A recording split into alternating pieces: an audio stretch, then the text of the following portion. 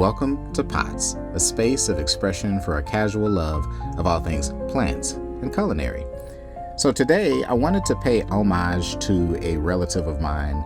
I know her as Bertha, as cousin Bertha. She has a love for plants and cooking as well. But this is a recipe of hers that she makes, and I love it. It's an eggplant casserole. I asked her for the recipe and she was so kind to give it to me. But apart from that, there's a long culinary history of a style of cuisine simply known as California cuisine. And what that involves is fresh, locally sourced cooking that uses what we have. And so one thing that we have a lot of in California is the sun. So that's why most of your produce comes from our state.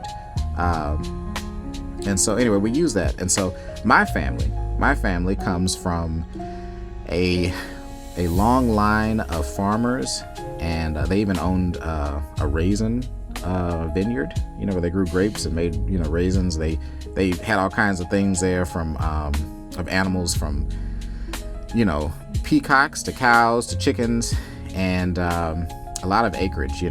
They came from Oklahoma, but they would use what they grew, whatever that was. And you have the challenge of, okay, I have this thing, I may not, how do I make this tasty, right? So maybe you grew an eggplant. And so today I think it's so easy for us to be like, oh, I don't like this, or I'm not crazy about tomatoes because you had it in a particular way. But what if you stew those tomatoes and add vinegar and salt and pepper and Worcestershire sauce and all that kind of stuff, and all of a sudden you don't have what you thought you had. Now you have ketchup. So maybe you like tomatoes after all. Who knows? But anyway, today we're making eggplant casserole. So we're going to start here, and I'm going to have the full recipe in the description below the video. But we're going to start out with about 2 cups. I think it ended up being around 3. So really 3 cups of mixed cheeses shredded. And I used mozzarella, Parmesan cheese, and pepper jack cheese. But you can use whatever kind of cheese you like, okay? So anyway, just go ahead and shred that cheese. I like to do it myself because they put a powder on the pre-shredded stuff to help it stay separate. So I just like to shred my own. Anyway, and then what you're going to go in with is some onions, okay?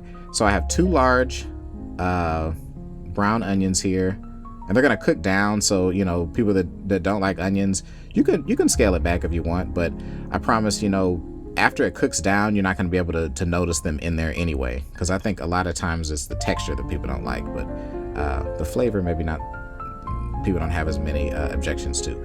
But anyway, I'm just giving those onions a nice dice.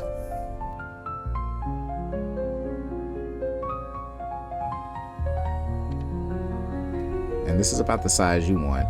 Again, as long as it's a rough chop, it's a country recipe here. And then you're going to go in with about 4 to 5 stalks of celery and do the same thing. You just want them to be around the same size as the onions you just diced. So just, that's it. Just give them a nice cut, and that's it for that. And the next thing you're going to have is 1 green bell pepper. So I just, just the same thing. You're going to dice that thing up and add that to your celery and your onion. So, you're going to have what people in Louisiana would call the Trinity, right? And then the next thing is is the eggplant. No emojis, okay? But anyway, it's a nice sized eggplant. Pause. And what you're going to do is you're going to cut that thing down the middle. Of course, everything is washed, okay? So make sure all your vegetables are washed. I just want to say that first. And just dice it up. I used 2 eggplants actually, but I'm only going to show me cutting up 1 of them. And you dice them up around this size.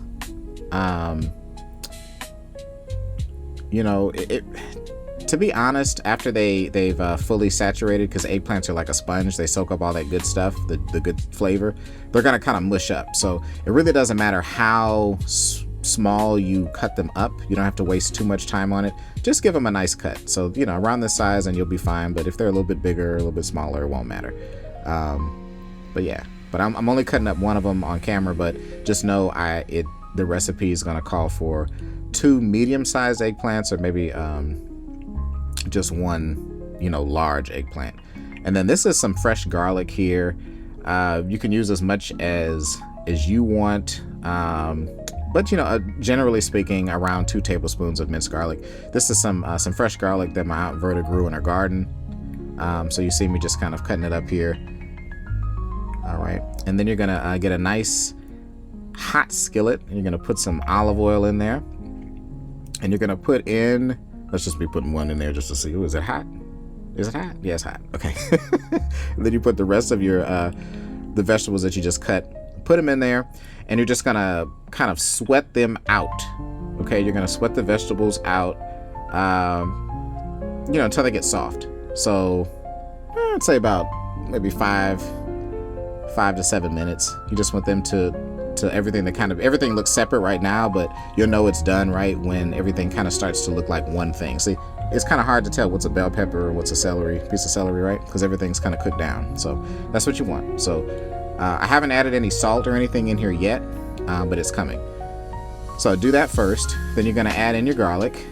That's that fresh garlic from Aunt Verta. Thank you, Aunt Verta. I appreciate it. And then you're going to pile on your eggplant along with 1 package of brown mushrooms. So use a bigger skillet, but really it's just like making cabbage. You can crowd the skillet because mushrooms and eggplant are full of water. So I pile it on high because it's going to cook out anyway. And then see, this is how it looks after it's been cooked down. You didn't need to see all that, but it took about 15 minutes minutes for that stuff to cook down. And now you see me going in and seasoning it with some pepper and some salt, and I put a couple of, maybe about a tablespoon or so of some dried chicken bouillon in there, and also a seasoning that some folks from older generations use is Mrs. Dash, and so I use that too. Just it's a flavor that I grew up eating. The people that cook for me grew up using. But if you want to use something has a little bit more spice to it, you can definitely use some Tony Chachere's or some Creole seasoning or some Lawry's if you're from that neck of the woods. And then when you're done, it should look like this. And see how everything just kind of like, it may not be the most attractive thing to see, but everything's mushed up and cooked down. And so it looks like a dressing. And so the next thing you're going to do is you're going to brown. You can use whatever you want. My family usually uses ground turkey. So I have a ground turkey here mixed with a spicy pork, a hot pork Italian sausage. And so I'm just going to brown that up here. And you're just going to give that, you know how it goes. Cook it until no more pink, right? I don't think I realized how long it takes to show you how meat is cooked, how ground meat is cooked. But anyway, I apologize for that. But anyway, there it is, and it is done. All right, after an eternity later, there it is. Now I just beat up 3 eggs with a cup of milk. So this is, it's really, we're making a dressing essentially. We call it a casserole, but it's really more like an eggplant bake. Okay, so put that off to the side. Now I'm adding in my ground meat here into the vegetable mush. Okay, and just kind of toss everything together until it's well combined. And after that, we're going to go in with the next. Everything is just mixing now. So we're going to add in half the cheese. So remember, just half the cheese because you're going to use the other half on top. So, you throw that in there. And next, it's a lot of liquid that comes out of those things. So you're going to need, about a cup and a half of Italian seasoned breadcrumbs. So a cup and a half of Italian seasoned breadcrumbs to help soak that up.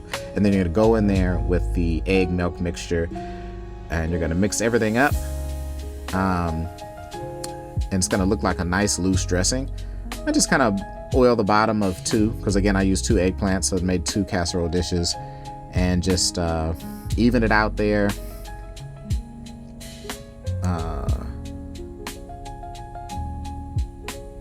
And then I'm going to top it with the other half of that shredded cheese.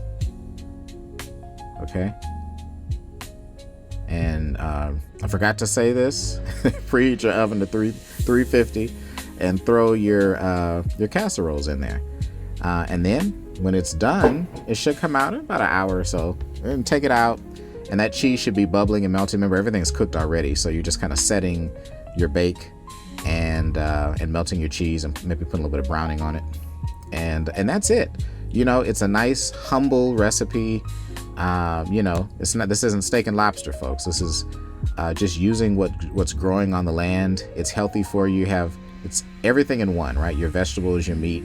So you trying to get something on the table for the kids, have this there with a nice side salad, and you're good to go. Or maybe you want something for, you know, a nice little side dish for brunch. Anyway, that's it. So I really hope you guys enjoy this. From my family to yours, have a great day.